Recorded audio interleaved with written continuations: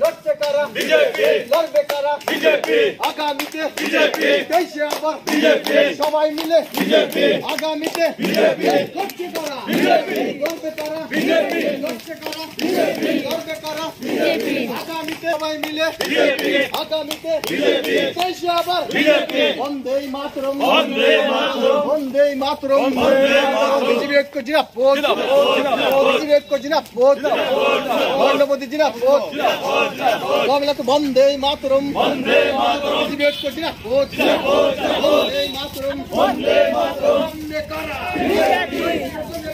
BJP, লড়বে কারা BJP, 18তে BJP, দেশে আবার বিজেপি, গুলাগাটিতে বিজেপি, বিশাল করে বিজেপি,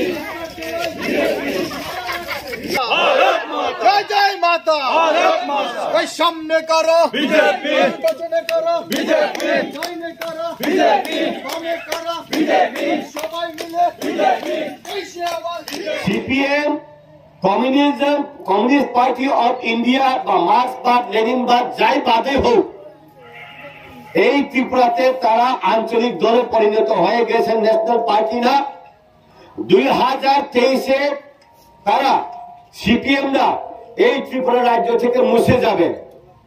এই জন্য সিপিএম এর বি টিম আমাদের ত্রিপুরা মাথা কি বলে, লাস্ট ফাইট। রাজনীতিতে কোনোদিন লাস্ট ফাইট হয় না। আমি মনে করি সিপিএম এর লাস্ট ফাইট এইবার, ত্রিপুরা মাথার লাস্ট ফাইট না, ত্রিপুরা মাথার first fight, first king first fight, last king first fight, শেষ রাজা প্রথম ফাইট। কিন্তু সিপিএম এর লাস্ট ফাইট, এই সিপিএম এর লাস্ট ফাইট কে ত্রিপুরা মাথার লাস্ট ফাইট বলে কেন? তার মানে ত্রিপুরা মাথা কি সিপিএম এর জেরক্স কপি, শুধু অ্যাটেস্টেড করা বাকি নাকি অনেকে মনে করে। এই জন্যই তৃণমূল কংগ্রেস হোক, সিপিএম হোক, কংগ্রেস হোক, যাই হোক, একই সাথে থাকুক, কোনদিন ভারতীয় জনতা পার্টিকে পরাজিত করতে পারবে না। সরকার গঠন হয় নাই না, হয় নাই কেননা আমাদের এই 17 গোলাগাথিতে একজনের বুঝি কংগ্রেস,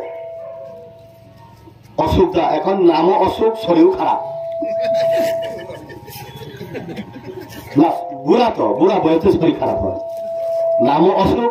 এক বুথে 5 হইলে বোধ 2003-এ এক বুথে, রাজেন্দ্র রিয়াম ওইদিকে এক বুথে ফিল। তো তাইনে শরীর খারাপ, তাইনে প্রায় আমার সঙ্গে যোগাযোগ রাখে, তাইনে যদি পাই একটা বুথ পাইব, আর তাইনে মিসেস বুথে বৌদি আরেকটা বুথ দিতে পারে, দুইটা ছাড়া আর হবে না। হ্যাঁ, আরে আমি বৌদি বলি কি আমি বুঝি না।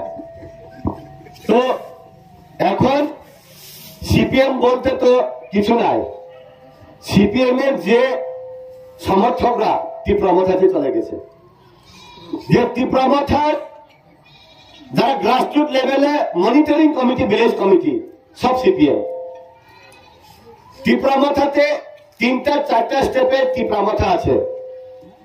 গ্রাসরুট লেভেলে সিপিএম ত্রিপুরা মাথা, আরেকটু লেভেলে কংগ্রেস ত্রিপুরা মাথা, আরেকটু উপরে ত্রিপুরাল্যান্ড স্টেট পার্টির ত্রিপুরা মাথা, আরেকটু উপরে আইএনপিটি ত্রিপুরা মাথা।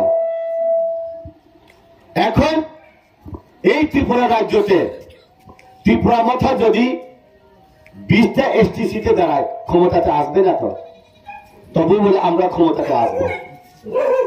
আমিও আগে ছোট থাকতে আমরা লড়াই করি, আমি কোনোদিন কুস্তিতে পারি না, নিচে পড়ি, নিচে পড়লে আমি হাত উপরে উঠাই, যখন হাত উপরে উঠে আমি জিতছি কই। 20টা সিট জিতলেও তো কোনোদিন সরকার গঠন করতে পারবেন, তবু আমরা আইতেছি। এই জন্যই স্বপ্ন দেখতে পারে, স্বপ্ন দেখা পাপ না, ইচ্ছা থাকা অন্যায় না। আমরা আমাদের সরকার আসবে বলতে পারে, সিপিএম, কংগ্রেস, ত্রিপুরা মাথা সবাই মিলে, এটা অসাংবিধানিক না, কিন্তু ভারতীয় জনতা পার্টি সরকার আসবে। দিল্লিতে সরকার, ত্রিপুরাতে সরকার, ডাবল ইঞ্জিন সরকার।